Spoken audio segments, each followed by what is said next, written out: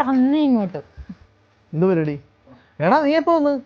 വന്ന് അമ്മ കഴിക്കാൻ എന്തോ ഉള്ളതൊക്കെ അവിടെ ഇരിപ്പുണ്ട്, നീ പോയിട്ട് കഴിക്കും. പോവാ അങ്ങോട്ട്.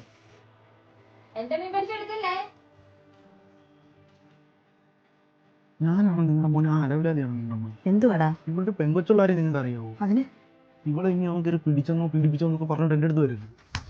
നിർത്തണം. ഇനി നിന്റെ മുഖത്ത് തുറന്നു പോകരുത്. നിനക്ക് ആൾക്കാരൊന്നും തിരിച്ചറിയാൻ പറ്റാതായോ? നിന്റെ കണ്ണിൽ മഞ്ഞപ്പറ്റം പിടിച്ചിരിക്കുവാടാ. നിന്നെയൊക്കെ ഏറ്റവും കൂടുതൽ ഞാൻ ചേട്ടാന്ന് വിളിച്ചിട്ട് അവനെയാ. എന്നിട്ട് നീ തന്നെ ഇങ്ങനെ പറയണം. നീ എങ്ങനെയാ കുഞ്ഞിൽ എന്നിട്ട് എന്നെ കൊണ്ട് അവന്റെ ചേട്ടാന്ന് വിളിപ്പിച്ചത്? അവൻ അതെല്ലാം അങ്ങ് മറന്നുപോയി. കുറച്ച് നാൾ ബാംഗ്ലൂർ പോയപ്പോഴത്തേക്ക് അവൻ എല്ലാം അങ്ങ് മറന്നുപോയി. എടാ, നീ ഈ പോക്കൃതം പലയിടത്തും കയറി ചെയ്തു എന്ന് പറഞ്ഞാലും അവൻ ചെയ്തു എന്ന് പറഞ്ഞാൽ ഞങ്ങൾ വിശ്വസിക്കത്തില്ല. നിങ്ങളൊക്കെ ഈ നാട്ടിൽ നടക്കുന്ന സംഭവങ്ങൾ കേൾക്കുന്നതല്ലേ?